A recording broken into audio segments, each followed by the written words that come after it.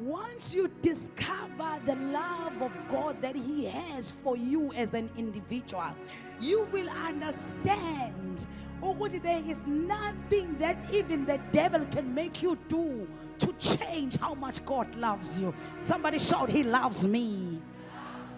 How do I know that He chose me? In Genesis chapter number 1, the Bible records for us that in the beginning God created the heavens and the earth.